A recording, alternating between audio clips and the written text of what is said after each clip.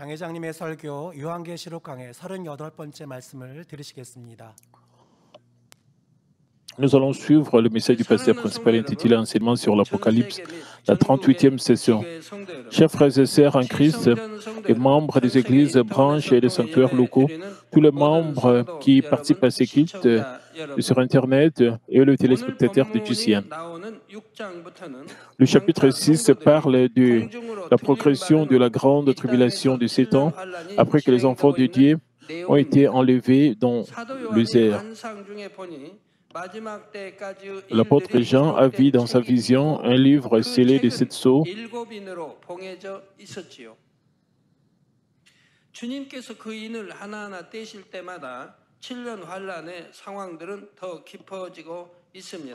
Qui mentionne toutes les choses qui se produiront jusqu'à la fin du monde. Alors que le Seigneur brisait les sceaux un par un, la grande tribulation de 7 ans devenait de pire en pire, mais le Seigneur ne fait pas tomber les calamités sur la terre pendant la grande tribulation de 7 ans comme il le fait. C'est le résultat de tout ce que l'humanité a fait de sa méchanceté, de sa cupidité, qui produit les différentes sortes de calamités selon la justice le moment venu. Alors que tous les saints sont enlevés dans les airs et passent un bon moment au banquet de mariage de 7 ans, il y aura des guerres, des catastrophes naturelles, des maladies et divers types de calamités sur cette terre à mesure que les conditions empireront. En attendant, parmi ceux qui ne sont pas enlevés dans les airs, il y aura des gens qui essaieront de trouver un chemin vers le salut et certains mourront en martyrs. Le passage biblique d'aujourd'hui parle de ceux qui meurent en martyrs. Le verset 9 dit, « Quand il ouvrit le 5e sceau, je vis sous l'autel les âmes de ceux qui avaient été immolés à cause de la parole de Dieu et à cause du témoignage qu'ils avaient rendu. Lorsque la grande tribulation de 7 ans commencera, de nombreuses personnes mourront dans des guerres ou des catastrophes naturelles, mais le passage biblique ne parle pas d'elles. Les âmes au verset 9 fait référence à ceux qui meurent en martyrs pour garder leur foi. Ils ne sont pas enlevés dans les airs quand le Seigneur vient parce qu'ils n'ont pas la vraie foi, mais ils tombent dans la grande tribulation de 7 ans. Certains d'entre eux sont ceux qui ont crié au Seigneur et ont reçu la grâce, mais sont ensuite retournés dans le monde lorsque la grâce s'est refroidie. D'autres n'avaient pas de foi spirituelle, mais vivaient par la passion mondaine, même s'ils allaient à l'église. En vivant comme ça, quand les gens autour d'eux disparaissent, ils se rendent compte qu'ils sont laissés sans être enlevés dans les airs. Et le misérable désespoir et l'horreur prennent la surprise laissée. C'est parce qu'ils connaissent la signification de ce qui signifie être enlevé dans les airs et combien terribles et atroces seront les calamités, les souffrances en enfer qui viendront bientôt sur eux. Même s'ils en avaient entendu parler, ils ne le croyaient pas dans leur cœur et ainsi ils vivaient leur vie comme de paille. Mais lorsque l'enlèvement devient réalité, ils sont maintenant capables de croire que la parole de Dieu est vraie, alors la paix vient sur eux. Mais c'est trop tard. Il n'y a aucun moyen pour eux d'être enlevés dans les airs. Cependant, il existe une possibilité du salut. Il ne s'agit pas de renouer le nom du Seigneur, mais de garder la foi jusqu'au martyr. Et mourir en martyr pour ne pas recevoir la marque de la bête est un cas. Vous avez peut-être entendu parler de la marque de la bête. J'expliquerai la marque de la bête en détail au chapitre 13, mais je vous en donnerai une idée générale. Grosso modo, la marque de la bête est la méthode de l'Antéchrist pour contrôler les gens lorsqu'il est sur le point de prendre le pouvoir.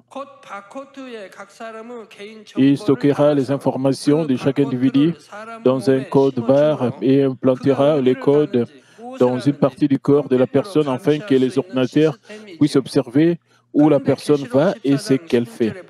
Maintenant, Apocalypse 14, 11 dit « Et la fumée de l'air tourment monte au siècle des siècles, et ils n'ont pas de repos, ni jour ni nuit, ceux qui adorent la bête et son image, et quiconque reçoit la marque de son nom. » Recevoir la marque de la bête dans la grande tribulation de 7 ans, c'est se ranger du côté de l'Antéchrist et adorer la bête et son image. Et c'est donc régner le Seigneur. C'est pourquoi ceux qui veulent garder la foi essaieront de ne pas recevoir la marque de la bête, mais l'Antéchrist ne le permet pas. Même si ces croyants s'enfuient et se cachent pour ne pas recevoir la marque, l'Antéchrist continuera à les poursuivre et les mènera de recevoir la marque en utilisant toutes sortes de tourments. Ce n'est que lorsqu'ils surmonteront toutes ces persécutions et souffrances jusqu'à la fin et ils vont mourir en martyrs qu'ils peuvent recevoir le salut. Et tous ces éléments arriveront à grande échelle dans la seconde moitié de la grande tribulation de 7 ans. Mais dans le cadre du pouvoir de l'Antéchrist, le martyr de la grande tribulation de 7 ans a y lié au début. Ceci est lié à ce que j'ai expliqué dans la dernière session à propos du verset « Ne faites point du mal à l'huile et au vin ». J'ai dit que lorsque d'énormes typhons et diverses catastrophes surviendront, les peuples d'Israël et ceux qui ne sont pas enlevés dans les airs seront protégés dans une certaine mesure, mais tous ne survivront pas. C'est parce que beaucoup de gens mourront de maladies ou de guerres ou de catastrophes naturelles, mais il y a aussi des gens qui seront persécutés et qui mourront en martyrs pour leur foi. Et chers frères et sœurs en Christ, pourquoi est-ce qu'ils ne peuvent recevoir le salut qui est par une telle persécution dans la grande tribulation de 7 ans? Au sens figuré, après la récolte, lorsque les agriculteurs ont rassemblé les grains dans la grange, ils vérifient à nouveau les champs pour trouver les épis qui restent dans les champs. Parmi les épis restants dans les champs, s'ils en trouvent un qui semble solide, ils essaient de le rassembler dans la grange autant que possible. De la même manière, même si la culture humaine est déjà terminée, Dieu donne une autre opportunité. Il recherche les âmes qui peuvent posséder ne serait-ce qu'un peu de bon cœur parmi celles qui n'ont pas été enlevées dans les airs parce qu'elles n'avaient pas la foi.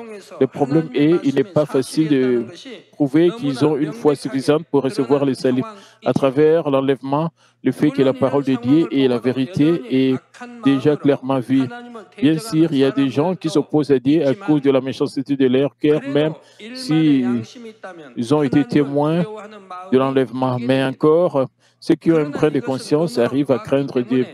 Mais ils les connaissent en tant que connaissance, puisqu'ils en ont été témoins. Cela ne peut pas être considéré comme la foi en y croyant dans leur cœur. Les gens ne peuvent pas être sauvés par la connaissance comme foi. Une fois que la prophétie de la Bible est clairement accomplie, les personnes qui restent sur la terre devront passer par une norme stricte pour être considérées comme ayant la foi.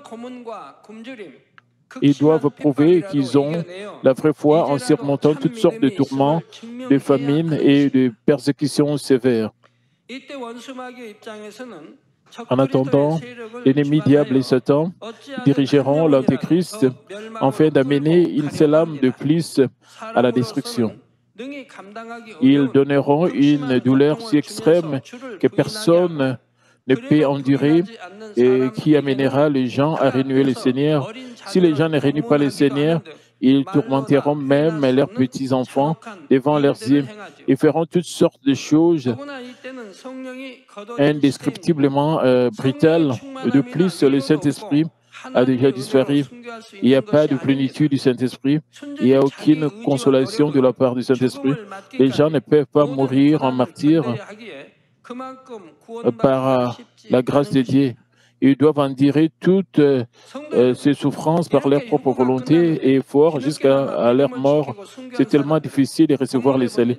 Chers frères et sœurs, le passage biblique dit que ceux qui ont gardé la foi et sont morts en martyr après l'enlèvement étaient sous l'autel.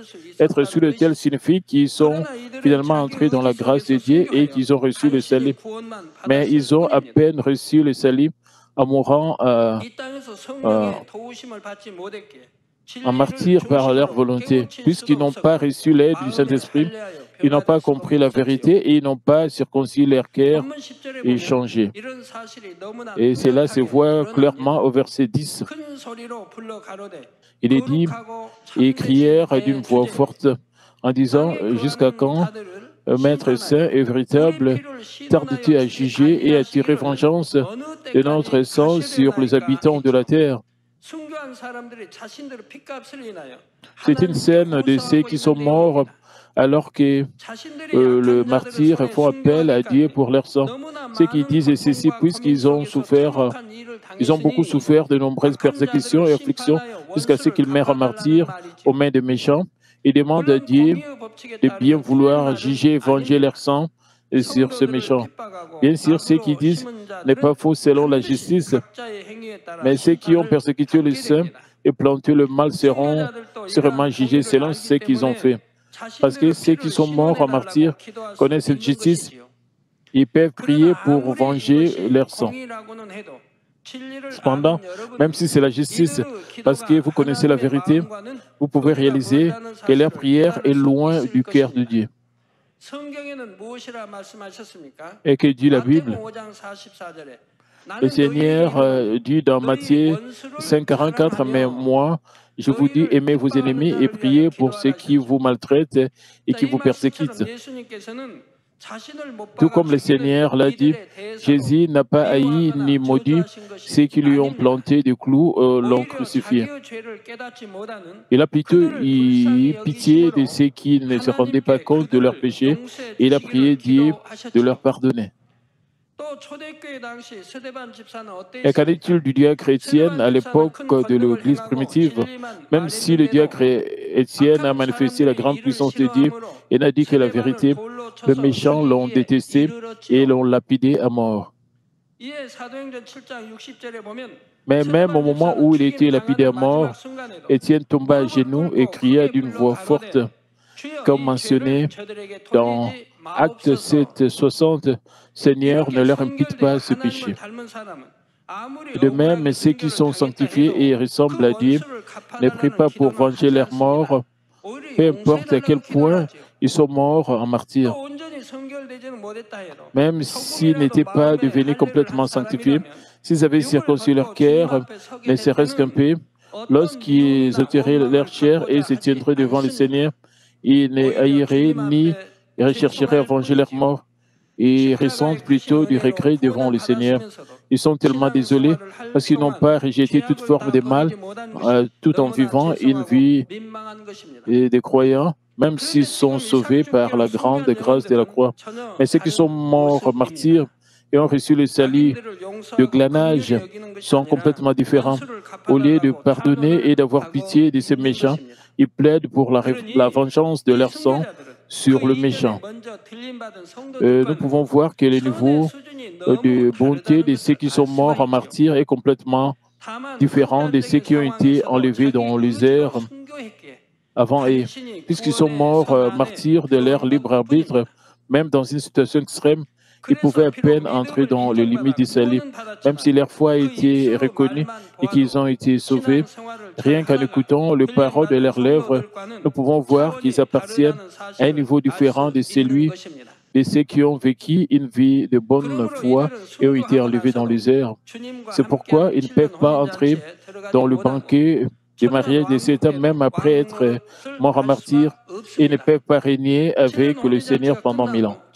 Jusqu'à ce que le banquet des mariages de Satan et le royaume du millénaire soient terminés, ils attendent dans un endroit séparé et ceux qui ont été enlevés dans les airs au préalable. Et sous l'autel, dont le passage implique qu'ils restent dans un endroit séparé qui est préparé dans le deuxième ciel.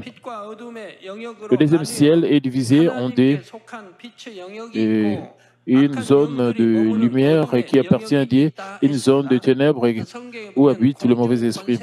La Bible nous dit que les mauvais esprits ont le pouvoir sur l'air. Cette air fait référence au domaine des ténèbres dans le deuxième ciel. Éphésiens 2 décrit les mauvais esprits comme la puissance de l'air.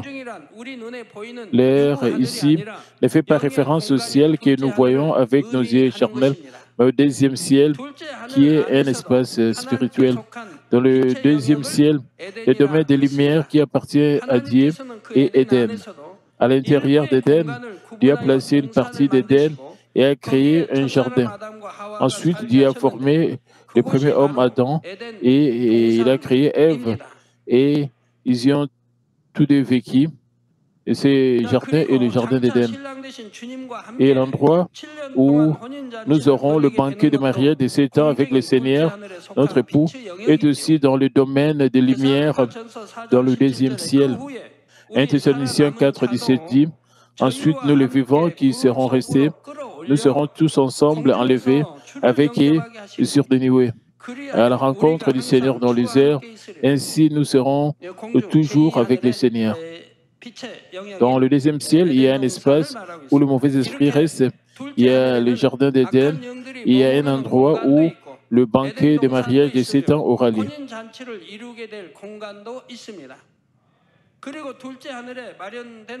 Cependant, il y a un autre espace dans le deuxième ciel. Cet endroit est l'endroit où ceux qui meurent à martyr dans la grande tribulation de 7 ans et reçoivent les salim se reposeront jusqu'au grand jugement. Cependant, il y a un autre espace dans le deuxième ciel.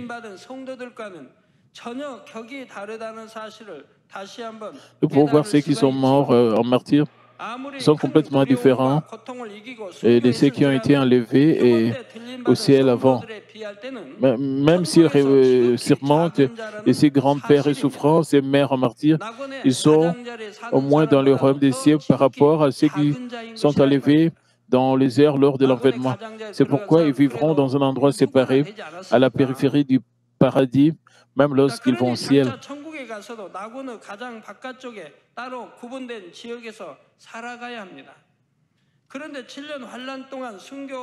D'ailleurs, il y a des exceptions parmi ceux qui meurent en martyr pendant la grande tribulation de 7 ans. Contrairement à ceux qui reçoivent le salut glané, il y a des gens dont la foi est reconnue par Dieu et qui vont dans une meilleure demeure que le paradis au ciel. Je l'expliquerai une autre fois plus tard. Maintenant, au verset 11 se trouve la réponse de Dieu à ceux qui demandent à Dieu de venger leur sang. Il est dit, une robe blanche fut donnée à chacun d'eux et il leur fit dû de se tenir en repos quelque temps encore jusqu'à ce que fût complet le nombre de leurs compagnons de service et de leurs frères qui devaient être mis à mort commun.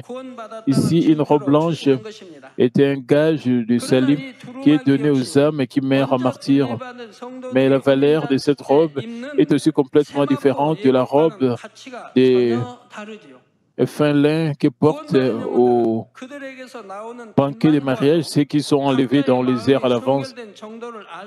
Rien qu'en regardant la lumière qui sort des âmes sauvées, nous pouvons voir à quel point leur cœur est sanctifié. Lorsque nous regardons leurs vêtements et leurs ornements, nous pouvons voir leur position au ciel. Même si tous les enfants de Dieu sauvés ont mis le fin lin blanc, selon combien ils l'ont fait à l'esprit, l'éclat, la gloire et la dignité que les vêtements dégagent sont différents. Mais il n'y a pas de récompense ou de gloire pour les âmes qui reçoivent le salut glané. On leur donne juste une robe blanche qui montre essentiellement qu'ils sont à peine sauvés et qu'ils restent au paradis. Lorsqu'il y a une réponse et une demoiselle d'honneur, ceux qui reçoivent le salut glané ne sont pas des épouses, elles sont comme des demoiselles d'honneur. Mais maintenant, la dernière partie du verset 11 dit, « Il leur fit dire de se tenir en repos quelque temps encore jusqu'à ce qu'il fût complet le nombre de leurs compagnons de service et de leurs frères qui devaient être mis à mort comme s'il fit qui n'est pas encore le temps pour le jugement. Peu importe à quel point ils sont mauvais pour être finalement détruits et tomber dans le feu de l'enfer, Dieu ne les juge à aucun moment. Le jugement pour le mal aura sûrement lieu, mais le temps et le lieu seront décidés précisément selon la justice. Dieu attend que la grande tribulation de 7 ans soit terminée et que leur mal soit à rabord. Jusqu'à ce que leur mal soit comblé à rabord, davantage d'âmes pourront saisir l'opportunité du salut par le martyr. Et en même temps, Dieu donne une petite chance même à ceux qui persécutent le croyant. Parce qu'il y en a peut-être qui peuvent se détourner. Bien sûr, peu importe le nombre d'opportunités que Dieu donne, le mal perpétuera le mal sur le mal jusqu'à ce qu'il tombe sous le châtiment du jugement. Dieu le sait, mais il accomplit sa providence de la grande tribulation de 7 ans dans une stricte justice. Chers frères et sœurs, Jean 20, 29 dit, Jésus lui dit, parce que tu m'as vu, tu as cru, et ceux qui n'ont pas vu et qui ont cru. Même si vous n'êtes jamais allé au ciel pour vous-même et même si vous n'avez pas traversé la grande tribulation de 7 ans à venir, vous savez que la parole de Dieu est vraie. C'est pourquoi vous espérez le ciel, renoncez à beaucoup de choses dont vous pourriez profiter et abandonner beaucoup de vos désirs. Vous donnez votre temps, votre argent, votre honneur et votre famille à Dieu. Vous vous réunissez et vous mourrez chaque jour. Mais ce genre de vie n'est pas du tout une perte. Il semble que vous abandonnez, mais c'est en fait pour recevoir la plus grande des bénédictions. Dans la mesure où vous rejetez le mal et récupérez l'image perdue de Dieu, votre esprit et votre âme s'entendront bien et tout ce que vous ferez sera prospère. Quand vous atteignez la sanctification, la parfaite sanctification, Dieu vous donne autant que vous voulez et Dieu donne des réponses à tout ce que vous désirez dans votre cœur. Dieu donne à tous la santé, la richesse et l'honneur. Aujourd'hui encore, de nombreuses personnes choisissent la vie des souffrances pour accomplir l'œuvre du Seigneur. Et certains renoncent à l'opportunité d'acquérir l'honneur et la richesse et consacrent leur vie au Seigneur et aux âmes. D'autres meurent martyrs pour le nom du Seigneur. Mais leurs souffrances et leurs martyrs sont complètement différents du martyr pendant la grande tribulation de 7 ans. Pendant les souffrances, Dieu est toujours avec eux et il leur apporte réconfort et espérance. Dieu leur donne la force de surmonter toutes les difficultés sous l'inspiration du Saint-Esprit. De plus, même s'ils souffrent de persécutions en vivant sur cette terre, ils jouiront d'une bénédiction incomparable au ciel. Le Dieu de justice le récompense pour chaque acte de foi avec gloire et récompense au ciel. N'êtes-vous pas reconnaissant que nous soyons cultivés avec foi dans la grâce de Dieu et que nous vivions à l'ère du Saint-Esprit? Chaque instant où vous vous trouvez impliqué dans l'œuvre du Saint-Esprit et essayons de ressembler à l'image de Dieu, c'est la procédure pour avancer vers un ciel meilleur. Par conséquent, puisque vous avez la foi, quel que soit le type d'épreuve et de difficultés que vous subissez, vous pouvez rendre grâce et vous réjouir en toutes circonstances. J'espère que vous tous, mes chers frères et sœurs, vous découvrirez avec diligence dans l'œuvre du Saint-Esprit, le Consolateur et changerez avant le retour du Seigneur. Les versets 12 à 14 disent « J'ai regardé quand il ouvrit le 6e sceau et il y eut un grand tremblement de terre. Le soleil devint noir comme un sac de crin, la ligne entière devint comme du sang. Et les étoiles du ciel tombèrent sur la terre, comme lorsqu'un figuier, secoué par un vent violent, jette ses figues vertes. Le ciel se retira comme un livre qu'on roule, et toutes les montagnes et les îles furent remuées, de leur place, alors que les guerres et les catastrophes se répètent pendant la grande tribulation de 7 ans. L'environnement de la terre sera dévasté et un cercle vicieux de désastres après désastre se répétera également. L'un d'eux est le grand tremblement de terre dont nous lisons dans le passage biblique. Ceux qui vivent dans des régions avec ou peu ou pas des tremblements de terre peuvent ne pas être en mesure de comprendre, mais les dégâts d'un tremblement de terre dépassent toute imagination. Par exemple, le tremblement de terre de 1556 à Changxi, en Chine, a tué 830 000 personnes, un chiffre qui comprend les victimes des épidémies qui ont suivi le tremblement de terre.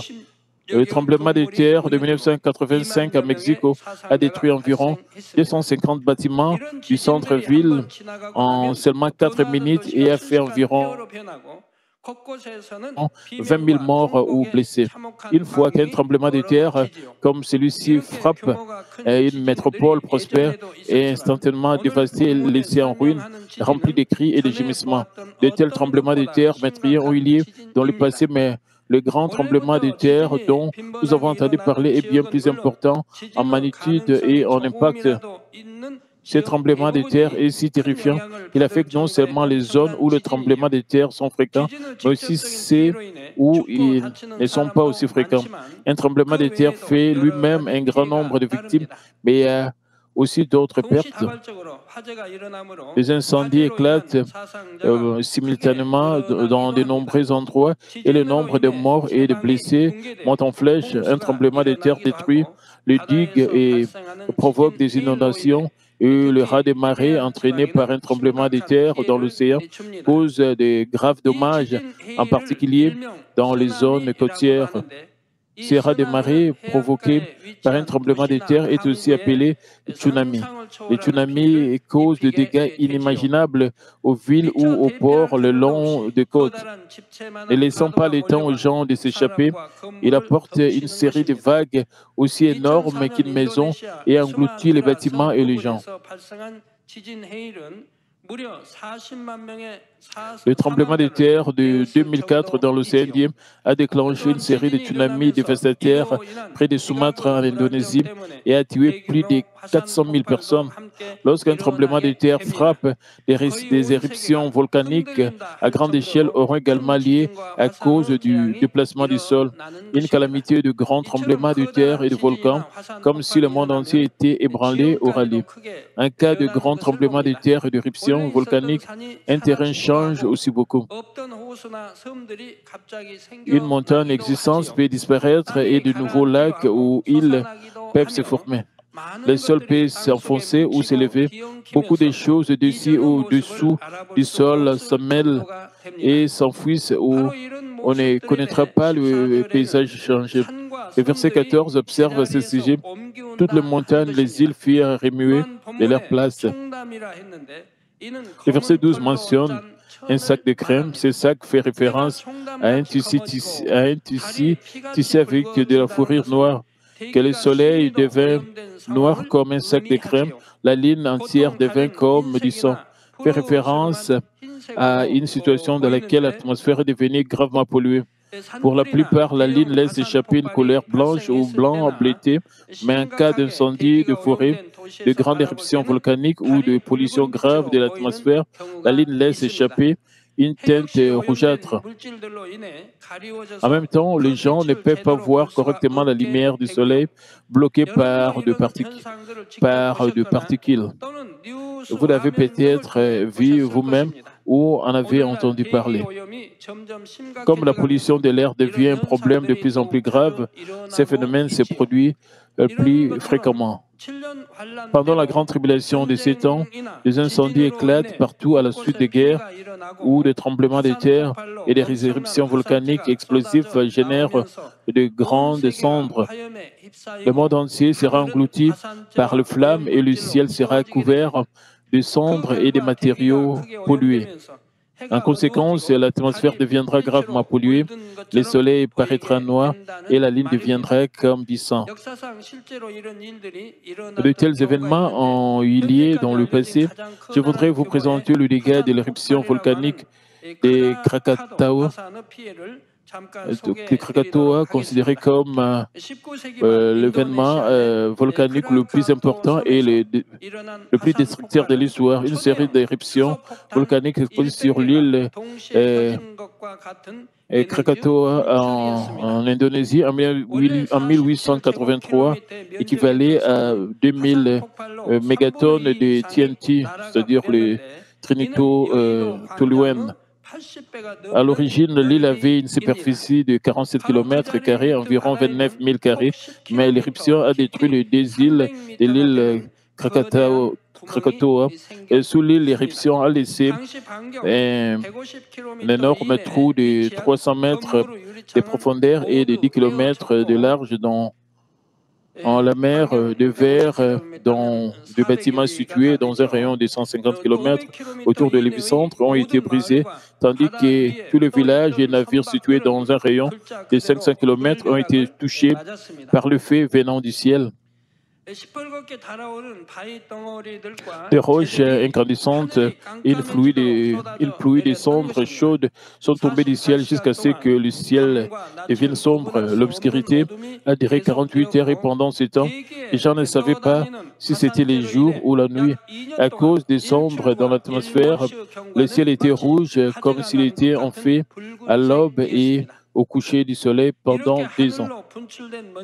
Les cendres ont atteint une altitude de 40 km, environ 100 lits de haut, et sont restées dans l'atmosphère pendant 1 an. Cela a bloqué la lumière du soleil, ce qui a entraîné une baisse de la température moyenne de la Terre. Plus de 300 villages en Indonésie ont été détruits en cendres et plus de 36 000 personnes auraient péri. Environ 6 000 navires ont fait naufrage. Le tsunami a généré d'énormes raz de marée atteignant 30 mètres de haut et a atteint non seulement les côtes voisines de Java, Bornéo et Sumatra, mais aussi loin que l'Australie, l'Inde et le Japon. Dans une rivière de Calcutta, en Inde, à quelques 3000 km du volcan, environ 300 navires ont fait naufrage. Le lendemain de l'éruption, les raz de marée ont atteint la Manche en Angleterre à quelques 18 000 km de là. L'île de Krakatoa était depuis longtemps un volcan endormi, inactif depuis longtemps, mais a éclaté à l'improviste. Frères et sœurs, pouvez-vous sentir, ne serait-ce qu'un peu, c'est qu'une éruption volcanique? J'ai lu cet article pour que vous puissiez se ressentir, imaginer, ne serait-ce qu'un peu, le terrible spectacle de la grande tribulation de ces temps. Je présente cet article afin que vous puissiez ressentir la misère de la grande tribulation de ces temps qu'aucun de vous ne devrait expérimenter, et afin que vous puissiez vous parer comme une épouse du Seigneur. Et comme vous le savez, peut-être, toute la ville de Pompée a également été complètement détruite par une éruption volcanique. Lorsqu'une ville est prise dans un spectacle aussi misérable, de nombreux pays dans le monde envoient des équipes de secours et l'aide avec de biens de secours, mais les dégâts ne peuvent pas être facilement récupérés. De plus, si ce genre d'éruption volcanique et un grand tremblement de terre se produisent dans de nombreux endroits de la Terre en même temps, quelle situation misérable cela sera-t-elle? Sans possibilité d'aider d'autres pays, chaque pays retiendra l'envie de voir en main les catastrophes auxquelles il est confronté. Le verset 13 dit « Et les étoiles du ciel tombèrent sur la terre comme lorsqu'un figuier secoué par un vent violent jette ses figues vertes. » Mais cela ne signifie pas que les étoiles du ciel tomberont réellement sur la Terre. Si un astéroïde entre en collision avec la Terre, ça serait la fin de la Terre. Les étoiles visibles à l'œil nu sont de milliers, de dizaines de milliers de fois plus grandes que la Terre. Par conséquent, ce verset ne signifie pas que les étoiles tomberont réellement sur la Terre, mais décrit diverses calamités naturelles qui se produiront dans le ciel à cause de tremblements de terre, des éruptions volcaniques et de guerres. Cela fait référence à des catastrophes dans lesquelles des avions tombent du ciel en raison d'un changement inhabituel du climat, missiles lancés ou abattus, ou des satellites en orbite s'écrasant dans l'atmosphère. Les météorites peuvent également tomber du ciel et ces situations entraînent la mort d'innombrables personnes. Maintenant, le verset 14 dit « Le ciel se retirera comme un livre qu'on roule ». Cela signifie que les lois sur lesquelles la terre opère seront toutes dans le désordre et dans le chaos. Quand vous lisez le livre de l'Apocalypse, il y a beaucoup de phrases difficiles.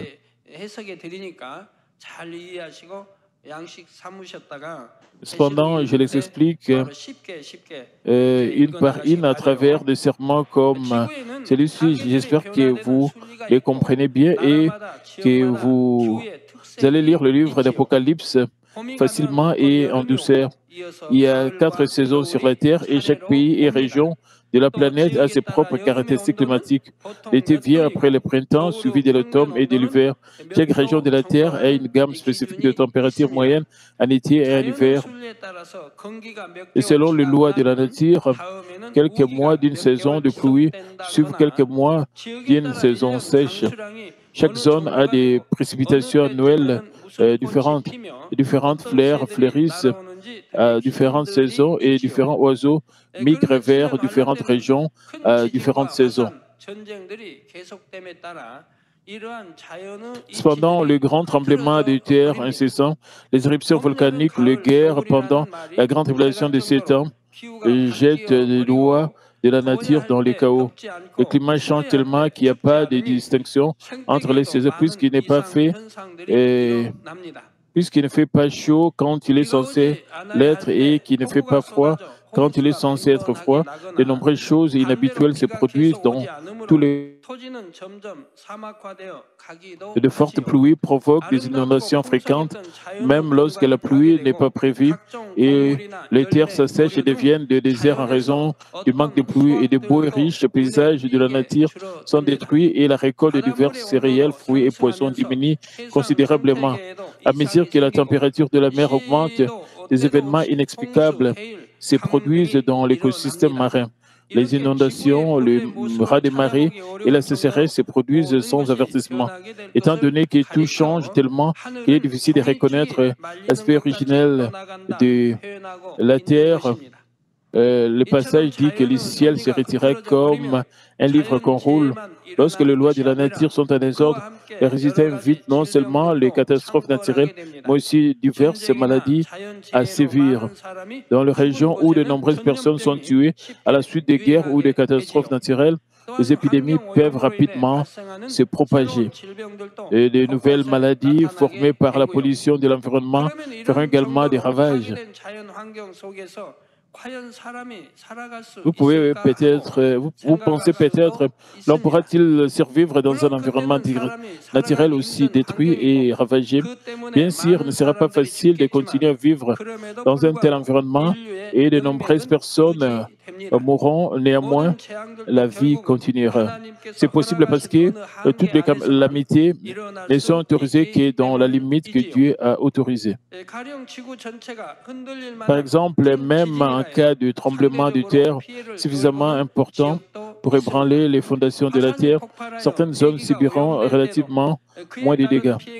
Lorsqu'un volcan entre en éruption et l'atmosphère est polluée, il y a des zones où le fait est grave, mais il y a aussi des zones où les dommages ne sont pas aussi graves. De plus, certaines nations ont des mesures préventives contre de telles catastrophes. Par exemple, ils construisent des bâtiments anti-sismiques ou des abris anti-bombes Même lorsque les typhons frappent, l'ampleur des dégâts est différente entre les zones bien équipées et préparées et les zones qui ne le sont pas. Si une zone est bien préparée à l'avance pour une catastrophe, les dommages peuvent être quelque peu minimisés. Dans les zones sans aucune mesure préalable, les dégâts seront incroyablement catastrophiques. Le verset 15 dit, « Le roi de la terre, le grand, le chef militaire, les riches, le puissant, et tous les esclaves et les hommes libres se cachèrent dans les cavernes et dans les rochers des montagnes. Se cacher dans les cavernes et dans les rochers des montagnes signifie que les gens se cacheront dans de tels abris en cas de catastrophes diverses. Même aujourd'hui, certaines personnes fortunées construisent des dispositifs et des installations de sécurité dans et autour de leur résidence en prévision d'une urgence. Mais ces abris ne peuvent pas complètement protéger les gens des calamités. Bien sûr, ils auront une probabilité de survie beaucoup plus élevée que ceux sans aucune préparation. Mais même s'ils pouvaient se cacher profondément dans le sol, pouvez-vous imaginer à quel point ils seront inquiets de calamités inexplicables qui se produisent au-dessus du sol sans la date de fin claire, bien décrit dans les versets 16 et 17, et leur esprit entier. Et ils disaient aux montagnes et aux rochers, tombez sur nous et cachez-nous devant la face de celui qui est assis sur le trône et devant la colère de l'agneau, car le grand jour de sa colère est venu, qui peut subsister. Consumé par la peur, il désire que les montagnes, les rochers ou quoi que ce soit tombe dessus et les cachent des catastrophes et disent que les désastres sont le résultat de la colère de Dieu qui est assis sur le trône et de l'agneau, notre Seigneur. L'homme a détruit l'environnement, il a causé des guerres et s'est retiré et s'est attiré le malheur, mais il dit que le malheur est le résultat de la colère de Dieu. Cependant, ils ne disent pas ces choses parce qu'ils croient réellement en Dieu. Même les incroyants du monde disent parfois les cieux sont en colère lorsqu'ils sont confrontés à de grandes calamités. Ils disent des choses comme ça simplement par habitude, pas nécessairement parce qu'ils cherchent à se repentir de leurs péchés ou à demander le salut de Dieu. Mes frères et sœurs, même si les calamités dont je parle sont si grandes et terrifiantes, elles ne se poursuivent pas toujours tout au long de la grande tribulation de 7 ans. Le degré d'amplitude augmente et diminue, et ce schéma se répète continuellement. Lorsque l'intensité de la calamité est grave, les gens craignent et se recroquevillent, mais lorsque le degré de force s'affaiblit, ils oublient la peur et recommencent à vivre à la recherche de leurs propres intérêts. Et c'est pourquoi de nombreuses personnes dans le monde ne se répandent pas tant que la grande tribulation de 7 ans n'est pas terminée.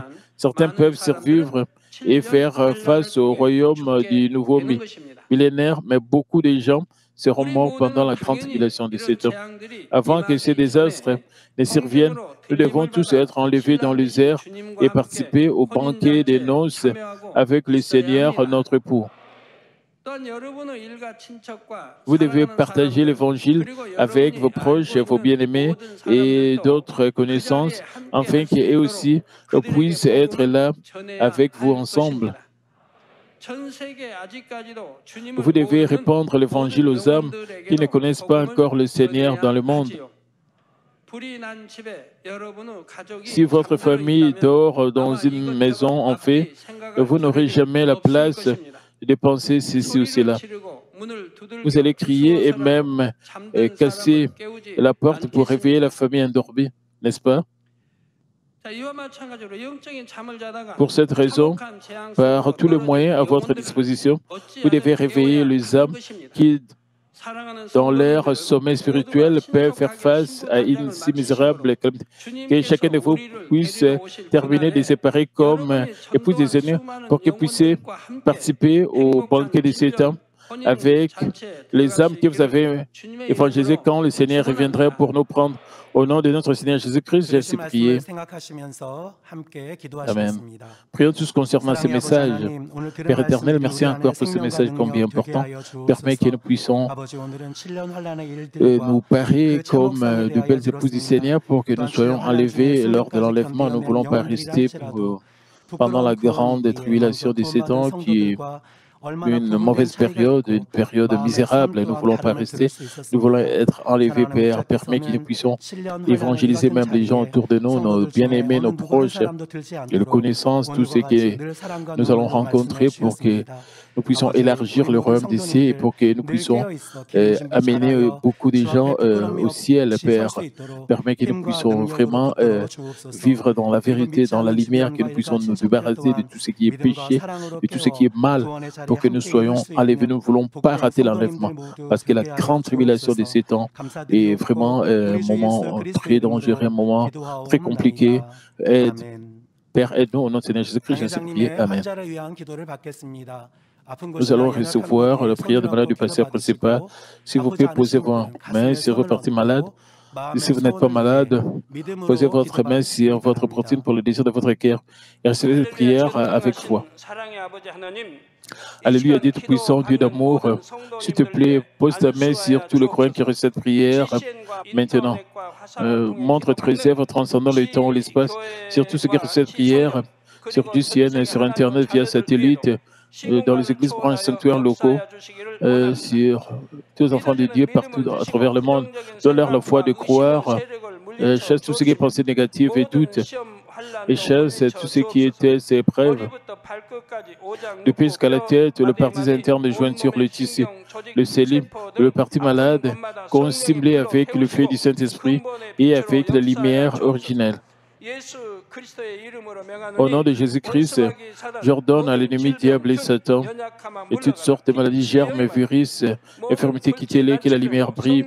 S'il te plaît, consume toutes leurs maladies en phase terminale et maladies incurables avec le feu du Saint-Esprit. Chasse toutes ces maladies endémiques, y compris la malaria. Toutes les maladies contagieuses telles que le rhume, la grippe et la fièvre, quittez-les. Protège-les de toutes sortes de germes et de virus.